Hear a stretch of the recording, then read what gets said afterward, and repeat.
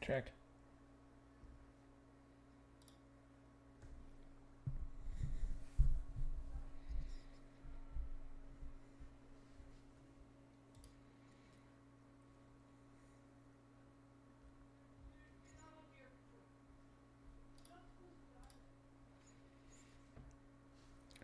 What's up, everybody? Duster McDangles back here with another episode of the Puck Drop for you guys. We are in episode number 3, week 1 recap. Super excited to get this one underway. If you guys are new to the channel, be sure to hit that subscribe button. We are growing like crazy, and I can't thank you guys enough for the love and support you have been showing it for the past couple of weeks. It has been absolutely awesome. In this episode today, we're going to be going over week 1, my reactions.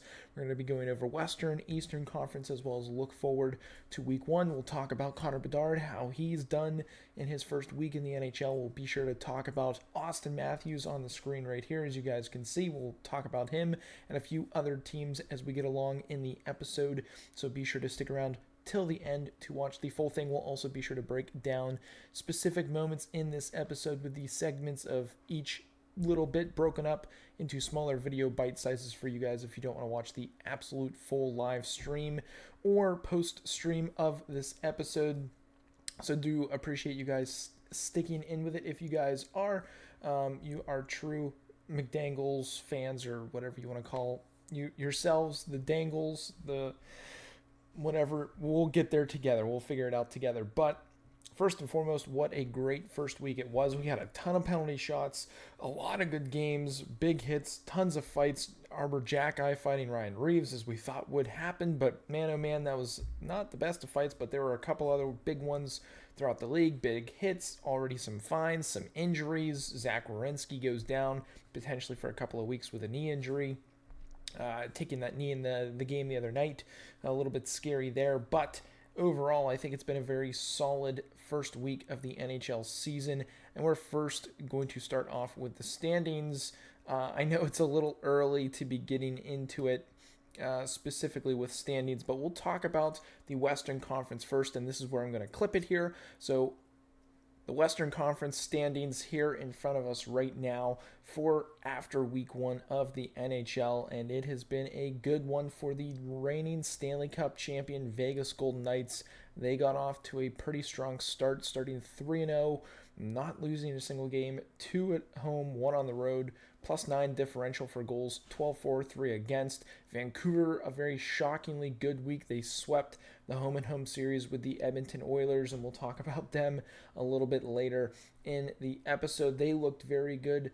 The Colorado Avalanche, winning their first 2 games, looked very good as well. The St. Louis Blues, shockingly surprising some folks with the way they were able to play, losing in overtime one of those nights, and getting to the bottom of the table. You've got the Oilers 0-2, the Ducks, they've only played the one game, 0-1. Seattle, slow start for them, 2-1. The Blackhawks, they actually got a win opening night with Connor Bedard and company in Pittsburgh, which was a little shocking as the Penguins were all over them in that game, but they were able to find a way to get through it and win that game in Pittsburgh. But overall, I think when it comes to the Western Conference, we've seen pretty much chalk, I think, from the top teams. I think Vancouver's kind of the sneakiest one so far early in this year, and we'll pull up the stats here and talk about them for just a second. So let's dive a little bit deeper here into the Canucks, and you can see here with points, Pettersson, 6 points. Dude is their best player. He is stepping up and acting like it. He is playing like it. He's got 6 points. When it comes to goals, Brock Besser leads the way. He had 4 in one game the other night, which was extremely impressive, doing that against the Edmonton Oilers. Pettersson only the 1 goal. Thatcher Demko has looked very good between the pipes. He's got a 1.25 goals against average with a 9.55 save percentage. And behind him, Casey DeSmith also looks very good. He had a 9.33 as well as a 2.51 goals against average. I'm more concerned when it comes to goaltenders about their actual save percentage for how they play. And anything above a 9.25 I think is very good, and both of these guys are well above that. 9.33 for DeSmith is very promising. On the back end, Quinn Hughes, the captain, leading the way with 4 points for the Vancouver Canucks. Hronek with 2. And then Hiroshi has 0 points so far for rookies. But overall, I think the Vancouver Canucks have surprised the league, especially doing what they did against the Edmonton Oilers. And let me pull their stats up here. You're going to be a little shocked when you see the goaltending. But Top Dog's doing what they do. 3 points each for McDavid, Draisaitl, Hopkins. Obviously, they need more from them. They need to be better in the defensive zone. That first game was just absolutely embarrassing. You look at the goaltending stats right here. Stuart Skinner has a 5.33 goals against average. Jack Campbell has a 8.73 goals against average. Save percentage, .750 for each goaltender. You can't blame everything on the goalies, but they're not pulling their weight. The defense and the forwards aren't pulling their weight in the defensive zone. Too many turnovers. They're not following their assignments in their own D zone. They're losing men. Their heads aren't on a swivel. They're just not playing good hockey. And again, maybe it was the case of they didn't match up well against the Vancouver Canucks. Maybe that's the case, but also at the same point of that, they're the Edmonton Oilers. They're the favorites to probably win the West for a lot of people. They're a favorite to win the Cup for a lot of people. They're top, I'd say, 6 when it comes to odds to win the Stanley Cup this year. Again, maybe it's just an early season blunder, home and home. They just didn't travel well. When they came back, they just didn't gel. And who knows, maybe it was a bad matchup for them. But overall, they did not look good whatsoever, and I'm sure they'll be able to correct it. It's way too early to say time to fire the coach. It's time to move on from so-and-so. We got to trade these guys. It's 2 games into the season. I know they haven't looked good. They looked a little bit better the second night, but that first night was very, very just shocking, I think is the correct word to use for the Oilers' performance that first night. But they'll get it back on the tracks. They'll get it on the rails. They'll find a way to get some wins here and there. And after 12 games, maybe they'll be 6-6. Maybe they'll be, I don't know, 7-3 after 10. Who knows? But I think that if Oiler fans are a little upset right now, they have every right to be. But they shouldn't be throwing any jerseys or anything on the ice just yet. If they go, like, let's say after 10 games, 2-7. Maybe then you can start pushing the panic button early in the season, and I still wouldn't go to the point of throwing your jerseys on the ice. I know we saw that last year, and it wasn't pretty, but the Oilers will need to pick it up. And the last team I really want to highlight in the West, because we'll get into the Blackhawks in their own segment, but the last team I want to highlight in the West are the Vegas Golden Knights. They looked very good in their first 3 games. Stevenson leading the way with 5 points. They're kind of getting it done by committee. Eichel with 4, Haig with 3, Reinberg, I can't really pronounce his name fully correctly. 2 points, Waugh 2 points, Theodore 2 points. Goaltending, I think, is the more important factor here, and their D-zone covers. They're basically the opposite of the Oilers. They've been so solid in their D zone. They've been great on the breakouts, good in the neutral zone, great on the forecheck, throwing the body around, good in front of the net. Logan Thompson, Aiden Hill have both been great. You can see their goals against average there, a 1.00 and a 1.01 for Aiden Hill. Save percentage, 9.64 and a 9.57 respectively for each of those guys, as you can see on the screen right there. Defense, Haig leading the way. I think Pietrangelo will slowly work his way up to the top of that. So yeah, I mean, the Vegas Golden Knights getting it done by committee as they did last year, and they'll probably do moving forward with Jack Eichel, Mark Stone, and company. They'll all get buzzing, and that's honestly what you want. You want the full team engaged and involved, and that's exactly what the Golden Knights are doing and will continue to do throughout the season, even with injuries. That's just the way their organization is structured. So really impressed with the Western Conference so far. Obviously, we have our surprises with the Canucks, the Blues. The Coyotes looked very good, even though they've only played 1 game. Winnipeg has definitely surprised me a little bit. Minnesota surprised me for better and worse. Chicago looks very good. They look competitive, which I think is very good and promising for their fans to watch moving forward this year. And I think the 3 big stinkers, or I'd really say 4 big stinkers so far, LA, Kraken, Ducks and Oilers. I think we expected the Ducks to be down there, but the Kings, Kraken, and Oilers, we do not expect to be down near the bottom, and I'm sure those teams will figure it out. I think the biggest question mark out of those three, and I'm going to go with the LA Kings, is their goaltending. They look a little shaky. Again, it is early in the season. No panic buttons or anything needs to be pressed, but maybe that is one area that they might want to address getting closer to the deadline. Whenever we get to that point in time, is something that they look to do. So those are just my early thoughts so far. Week 1, again, don't want to go crazy. Want to throw our praise out there, throw our shade out there, but nothing like set in stone. Get the completed hammer, just drop the gavel on them. We're not to that point. I'd say maybe around week 4 or 5, we can start really piecing together, putting together power rankings and things of that nature, but we're still way too early to get into that. But that's my breakdown on the Western Conference standings, as well as a few teams here and there. What do you guys think? Drop comments down below and let me know what your thoughts are so far, week 1 of the Western Conference. But now, getting back into the full live episode. Again, I thank you guys. If there's anybody in here watching, I do appreciate you guys sticking in here and watching. I'm taking a look at the chat to make sure I'm currently up to date, and we are. We are still good on time as well. Again, this is going to be a little bit quicker of an episode. I've got my timer right there. We are 10 minutes in, so very good. We kept that to 10 minutes. We'll move on here. We'll talk about the Eastern Conference for a little bit, and then we'll continue on throughout the episode throwing a couple highlights here on the screen as well. You guys can see the top 5 point getters in the league right now, as well as Monday night's schedule, and then near the bottom of the screen above the ticker, I've got a couple of games that we are highlighting later for this week as potential games we might want to throw some extra eyeballs on and pay attention to, because those are big games. The Tampa, Buffalo could be a potential playoff matchup. We've got Penguins, Red Wings, that rivalry with them, as well as a big game, I think, for the Penguins, as the Red Wings do look pretty good, and we'll talk about them in just a minute.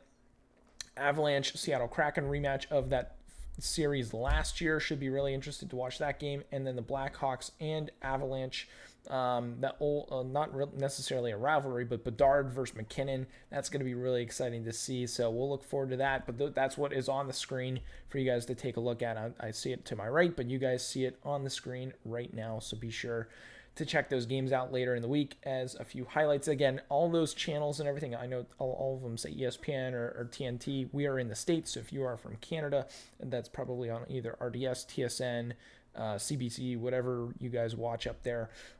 Be sure to find your local listings for those specific games. But we're going to get the cut right here, and we'll get into the Eastern Conference and talking about what my thoughts were from this past week, and then we'll get into some other stuff after that. But the Eastern Conference, guys, man, it was a great first week for the Eastern Conference. Really fun to watch some games, a lot of back and forth. I watched that first Leafs game. It was absolutely insane. A little back and forth. Looked like classic Leafs with Brody falling down on that first goal. But the Leafs came back in that game. Then they gave it up. And then they came back in that game thanks to Austin Matthews and company, eventually winning game 1 in the shootout.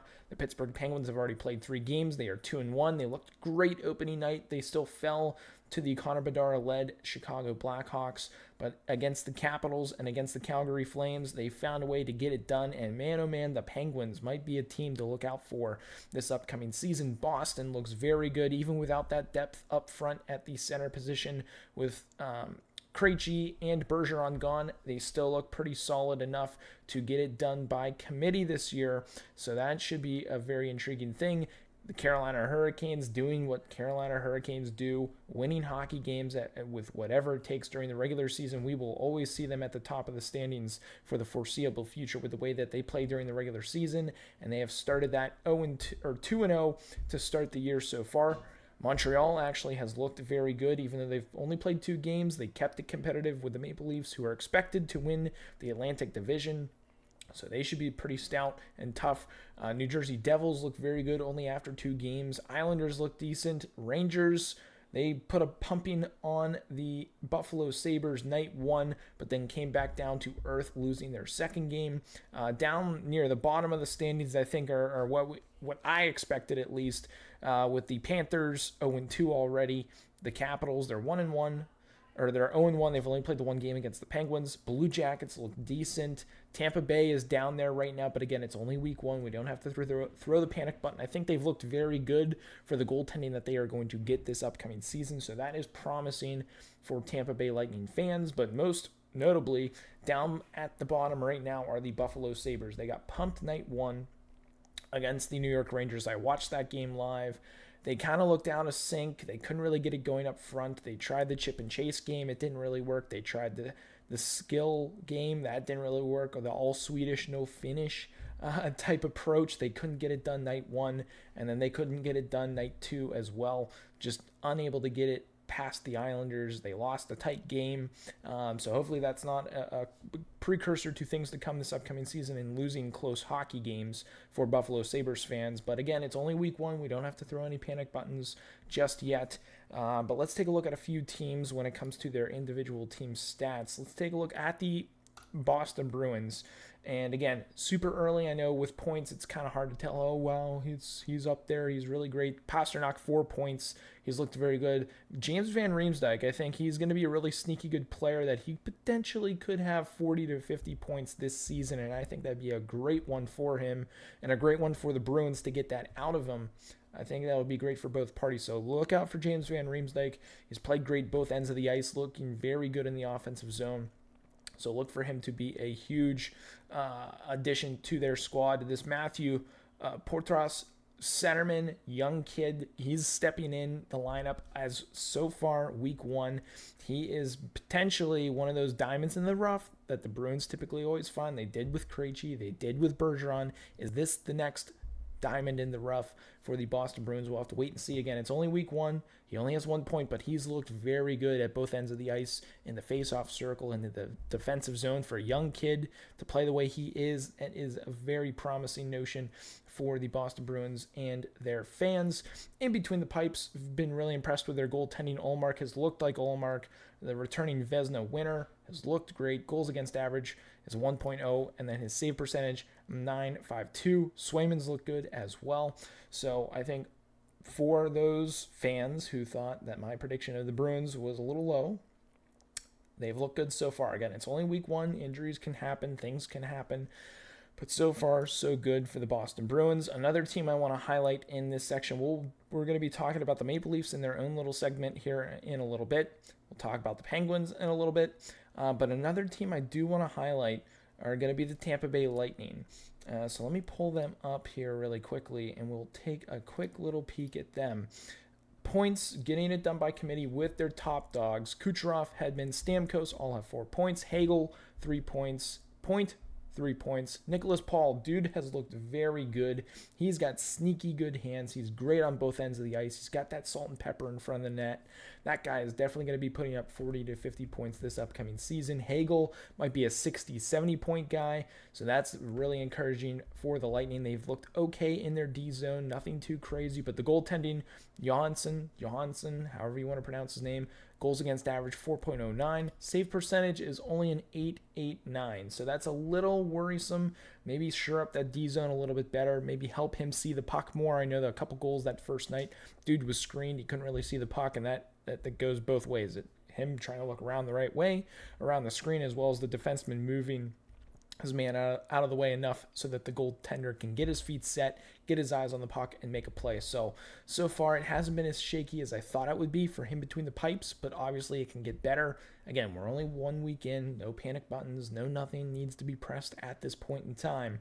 But the Lightning have looked pretty good. So really interested to see what they can do moving forward. Another team I do want to take one quick peek at are going to be the Detroit Red Wings. They're going to be an interesting team.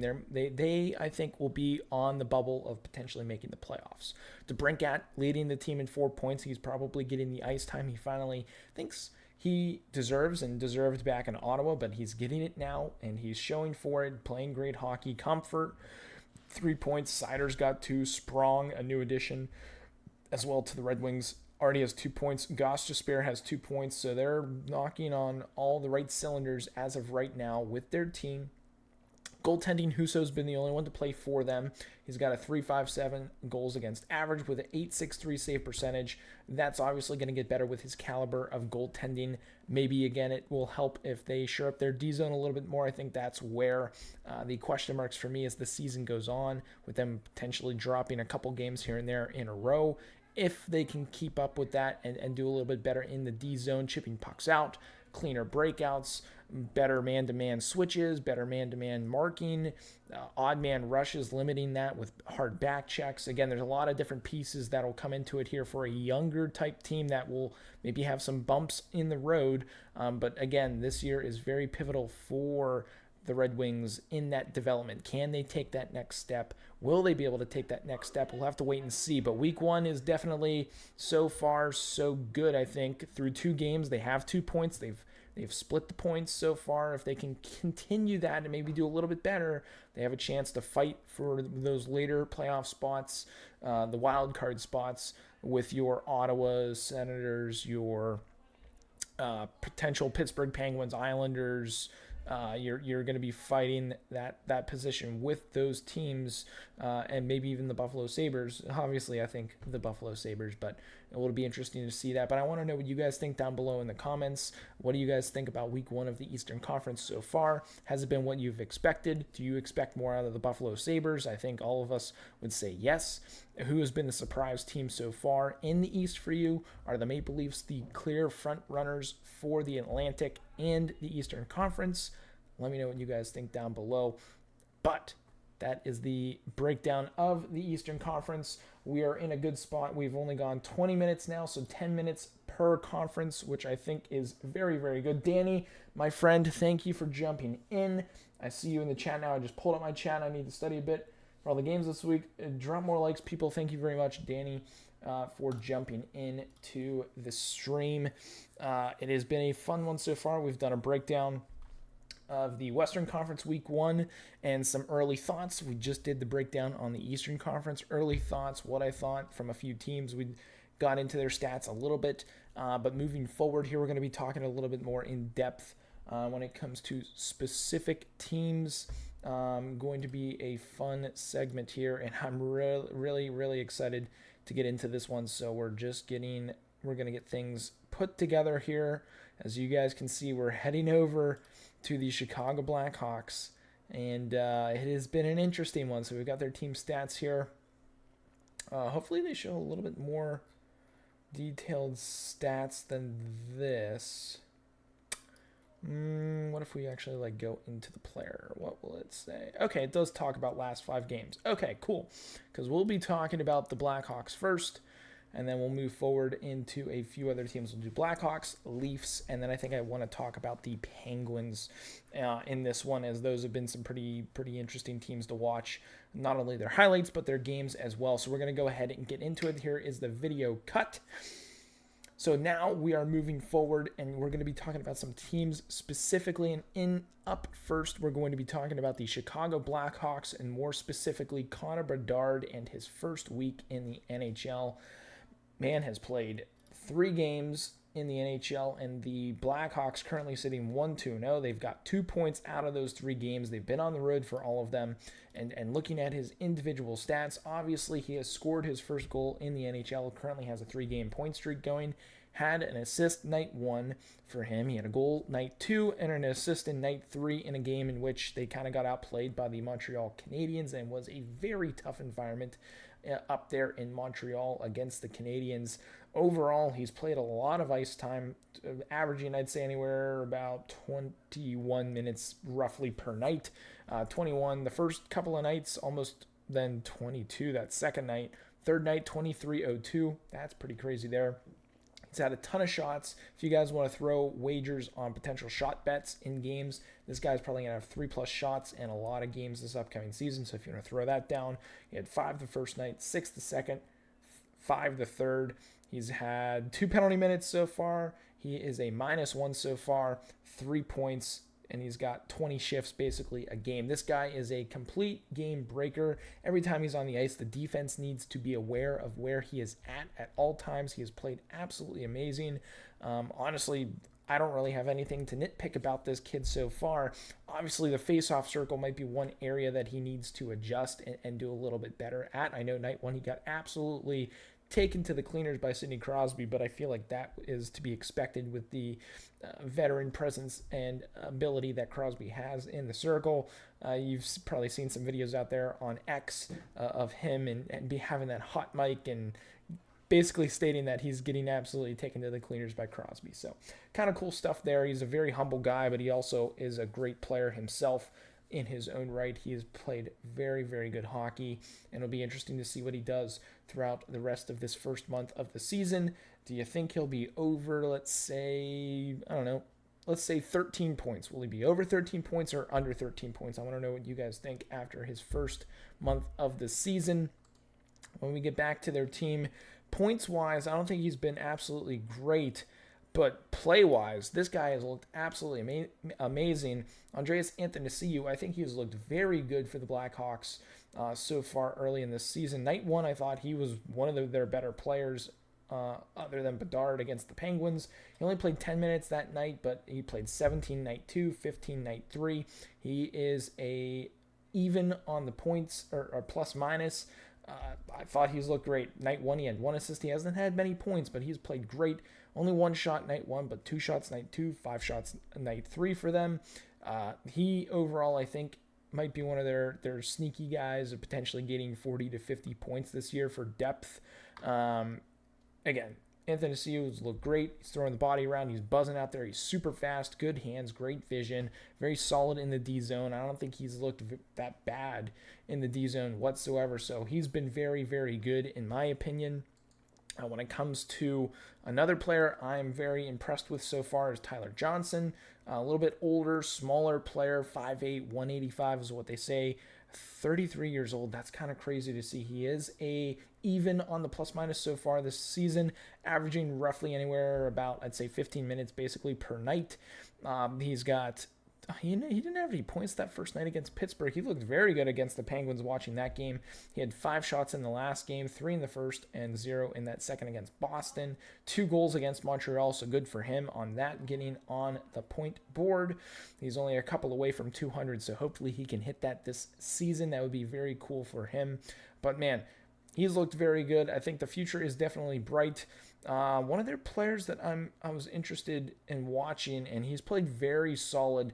Great two-way defenseman, has a powerful shot, has unreal vision in the D zone, super responsible behind the net, below the goal line, in front of the net, picking up sticks, throwing the body. Seth Jones has played absolutely out of his mind. I think maybe a few turnovers here and there, maybe a few couple mistakes here and there that mainly Blackhawk fans are going to be noticing, but overall I think his play's been great. He is +3 so far, 2 assists on the year. He had 2 shots night 1, 2 shots night 3, none in that second game against Boston. And dude's been averaging roughly about 25 minutes a night.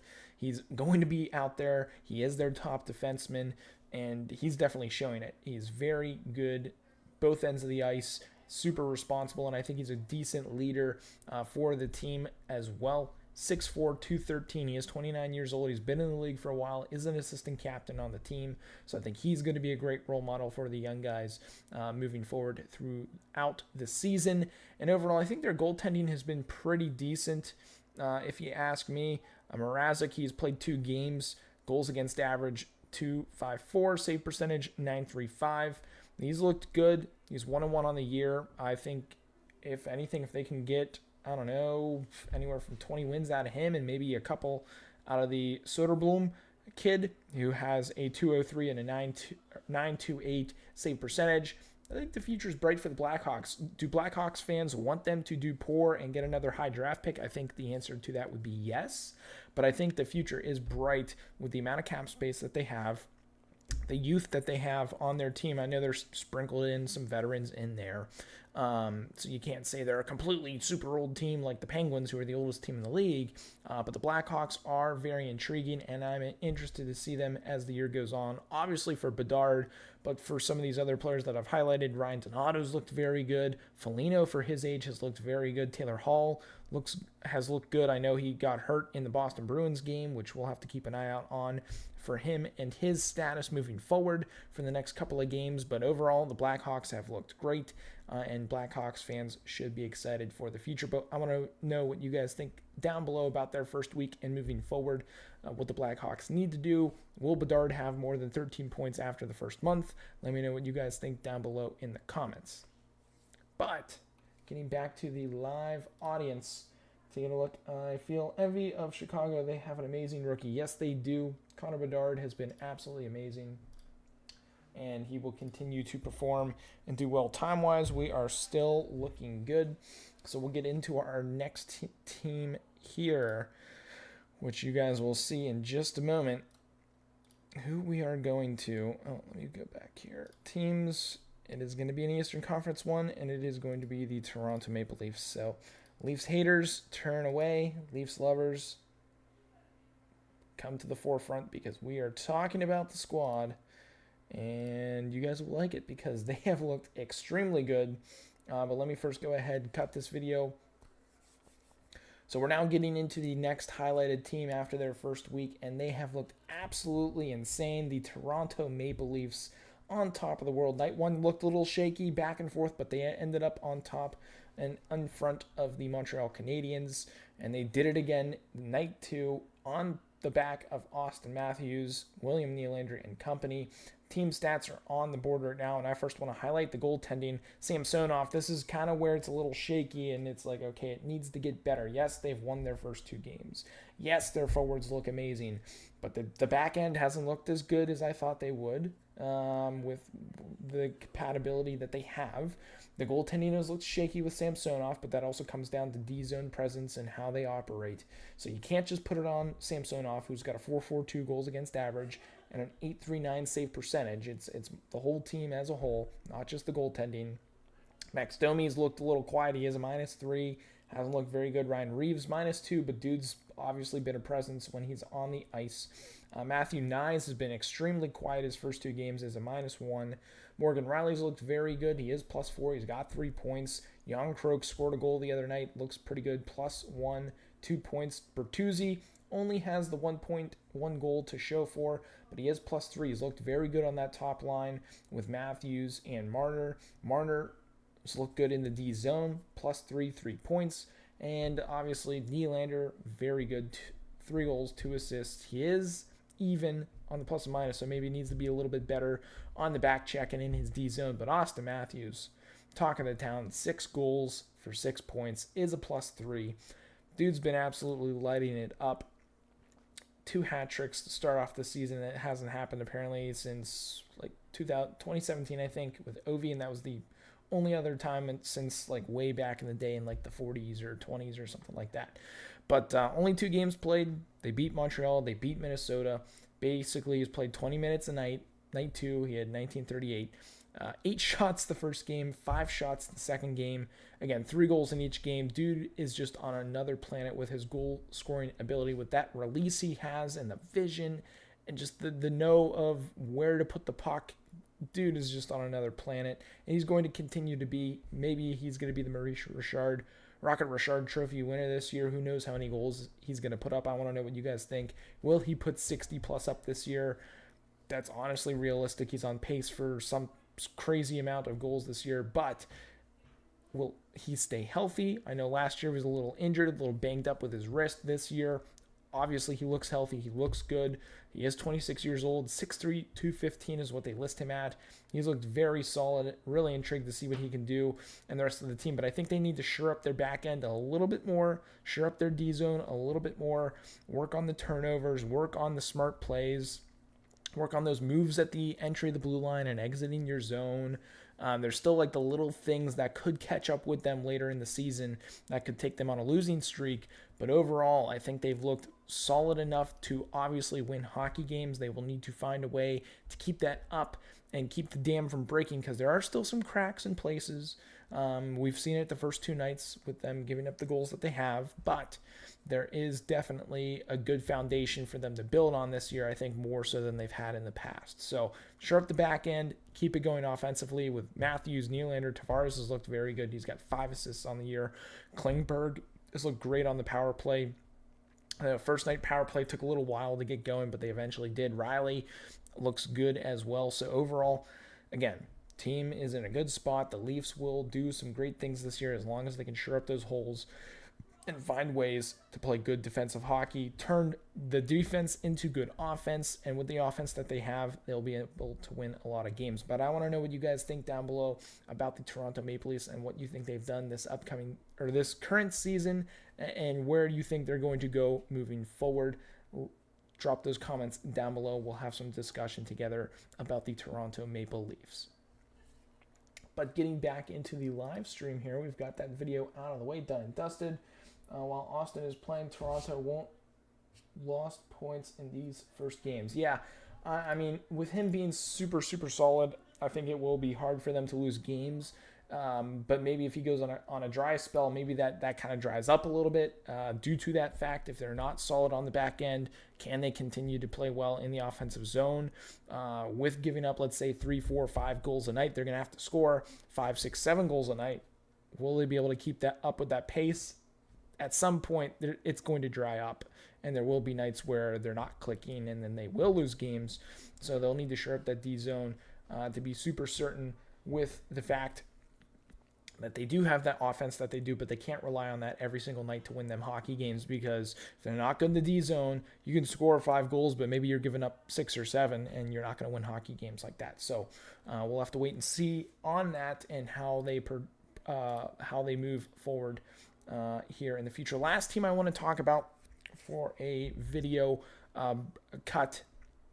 This one is going to be the Pittsburgh Penguins, because they've honestly surprised me with the team that they've had, or the team that they've assembled, and how they've gone about doing that. So let me get the stats, player stats. Here we go. So we're going to cut it one more time here for you guys in 3, 2, 1. And here we are, the Pittsburgh Penguins, going to be the last cut video of the episode. They have really impressed me. Taking a look at them in the standings, they are currently sitting 4th in their conference, and in the division, they are currently sitting 2nd. Obviously, only 1 week in, nothing too crazy, and they've also played 3 games, but they have looked very good. Obviously, they lost night 1 against the Chicago Blackhawks, led by Connor Bedard and company, but they came back out. They beat the Capitals 4-0. They looked so solid in that game, both defensively, offensively, between the pipes. Yari getting a shutout early in the season, which I think is a great confidence booster for him between the pipes. And then they were able to have a solid comeback against the Calgary Flames on Saturday night. And taking a look at their individual team stats as well, Malkin is buzzing on all cylinders. He is +3, 6 points, 2 goals, 4 assists. He has looked absolutely out of this world. Gensel has looked better than advertised coming off of that surgery he had this offseason. 1 goal, 5 assists for 6 points. He is +0, as well as Crosby.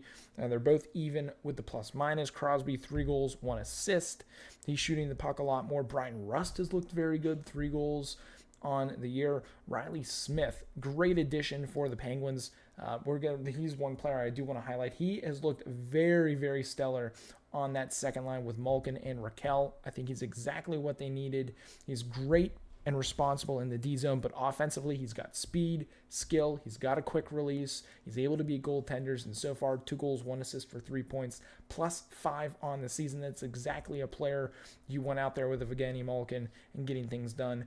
You can see there he's basically played roughly about 15.5 minutes a night, and he's got tons of shots. 4 shots night 1, 7 shots the second one against the Caps, only 1 shot against the Calgary Flames, but he got a goal and he got an assist against the Calgary Flames. He's got a plus in every single night, currently sitting at +5, and that's exactly what you want for the Penguins. Chris Letang has looked a little shaky, a couple giveaways here and there. He still is showing as +3, which is great. Carlson, he is even with the plus minus, only 1 assist, still a little bit of getting used to playing in a new environment, new city, but you can tell when he's out there, dude is an absolute general with the puck, moves it unreal, he's got great speed, he got rocked by Ovi the other night, that was a little scary, was happy Ovi didn't get a full piece of him, but he's looked very good. Ryan Graves, he's looked okay, couple giveaways here and there, but I think it'll come along. He is, let's take a look at him. He is still, I was going to say fairly young. He's 28 years old, 6'5", 220. He's that shutdown type defenseman who, with skill. He does have skill, which I do find is very nice for them to have. Jeff Carter's looked kind of meh. He's looked okay. Matt Nieto's looked good. I think one player to note who's looked very good, Lars Eller. Raquel's look good, and I'm trying to find him on here. I don't see him on the list for some reason. Achari, there he is. He is even on the plus minus, no points, but dude has just been throwing the body around like no one I've ever seen for the Penguins in a long time. That's exactly what they've needed. You don't see the hits on the stats here. He's almost played 19 shifts, roughly average a night. Dude's just throwing the body around. He's definitely scares some guys out there when he's out there, so it's nice to have him around on the Penguins to have that salt and pepper. But overall, the Penguins have looked very good.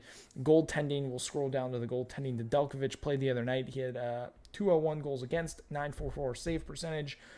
Jari, 1 win, 1 loss. Lost that first night. That was kind of a bummer. 153 goals against average with a 944 save percentage. The goaltending looks to be very good, but I also think that's a byproduct of the way they're playing in the D zone. Their penalty kill looks great. Their offense is buzzing on all cylinders. So look out for the Penguins. They could sneak up on a couple of teams this year and maybe finish in, let's say, in that second spot in the Metropolitan Division. Again, we're only 1 week in. We're not going to get too ahead of ourselves. We're not going to get too low on ourselves. But the Penguins do look like a force to be reckoned with early in this season. But I want to know what you guys think down below in the comments of what you think the Penguins will do throughout the rest of this month and what they will do this season. Who's going to be their top performers so far after this first week, and who's going to be those sneaky guys that'll maybe get 40 to 50 points this season and really help out their depth scoring. Let me know down below in the comments, but that is the breakdown on the Penguins week 1. So yeah, Penguins week 1, they've looked very, very good. Let me take a look here. Comments. Crosby is Crosby scoring as always. Yep, besides Gensel's scores yesterday, I don't think about that possibility. Gino got all my attention since Capitals match. He did solid games. Yeah, he's looked very good. Penguins have looked great. Really intrigued to see what they can do. Let's take a look at their schedule here moving forward. So they've got Detroit and then the Blues this week. So they're away from home. And then they've got a 4-game homestand, it looks like, if I'm reading that correctly. Yes. 4-game homestand after that against some great opponents from the Central Division. Stars, Avalanche, if they can split those games, great. If they can win both away from home, I think that would be awesome. They should win the game against the Ducks. Honestly speaking, they've got, let's see here, 6 games. If they go 5-1 or 4-2, I think that's a very solid month of then having won 2 of your first 3 games. Overall, that would be a solid month. So look out for the Penguins. They're going to be a great team to watch, a fun team to watch. As we are getting close to the end of this episode, I want to thank you all who are watching live. Overall, this be my last little bit here before we close out the video. But overall, first week, first impressions of just overall, league has been very good. It's been fun to watch. Let me take this back to the home screen here. Austin Matthews, obviously buzzing. We've got a game going on right now. Ottawa's up 1-0 against the Tampa Bay Lightning. You guys be sure to go ahead and check that game out. And then we've got at 8:30 Carolina and Arizona, the Anaheim Ducks. But overall, week 1 has been really fun to watch. High-scoring games, close, tight games. There have been a few blowouts here and there. But overall, it has been absolutely fun to watch. Hall expects to play for Chicago on Monday, so that's good for him. He won't be out for long at all. Arvidsson may need back surgery. That's kind of a bummer. I'm just reading kind of some of the notes on the side there. That's kind of a bummer for the Kings. Jeez. But yeah, it's been great. A lot of penalties, I think, have been called. A lot of penalty shots. I've seen 3 so far. There might have been more. I find that to be a little crazy and hard to believe that there are so many penalty shots when in the past they're really hard to give penalty shots. Refs would never give them. Have they been told to give more penalty shots, make more excitement during the games? I don't know. When it comes to the teams and how they've been doing, it's been fun to watch the top teams do what they do. And the Buffalo Sabres, they're going to be interesting to watch this season. They'll definitely be a fringe playoff team, but starting off slow, I think they'll eventually get things going. And you can see their goal differential -5. They'll need to figure out their D zone a little bit more. Devin Levi obviously will need to get his feet wet, a little bit more wet immunity there as the season gets going. In the West, I think it's been pretty much all chalk. Arizona, St. Louis have been surprising so far. Again, only 1 weekend. Got to take that with a grain of salt, as well as the Edmonton Oilers, 0-2, losing those 2 games to Vancouver. Vegas are for real. They're legit. The Kings, again, their goaltending is a little interesting, so we'll have to keep an eye out on that. But overall, I'm really, really happy so far with week 1, where the games have been going. Score-wise, skill-wise, there have been so many highlights, so many fights, big hits, everything a hockey fan can want. It is Christmas. It is like our New Year's time frame for hockey fans is the first couple of weeks of the season. And then we'll get into the dog days of winter and leading up to the All-Star break. But man, it has been so much fun to watch. I hope you guys have been enjoying it as much as I have, throwing some bets here and there. Overall, it has been a great time, and I can't wait for another week this upcoming week for some more NHL hockey. But let me know what you guys think. It has been a fun time. Absolutely blast. Really, really intrigued to watch some more hockey this upcoming week. Again, we've got Hurricanes. They're coming up later tonight. So as soon as this is done, I'm going to go watch some hockey games myself. But yeah, I thank you guys. If you are in live, I thank you so much for watching live. Let me fix my lighting here for you guys. Again, thank you guys so much for joining live. This was a good episode. We kept it under an hour. We actually kept it under 50 minutes tonight as I take a peek to my right. So that has been fun. I'll chop up some of the segments of this episode to make shorter videos for you guys if you don't want to watch the replay of the live stream, which will be up here in a little bit once it is fully processed.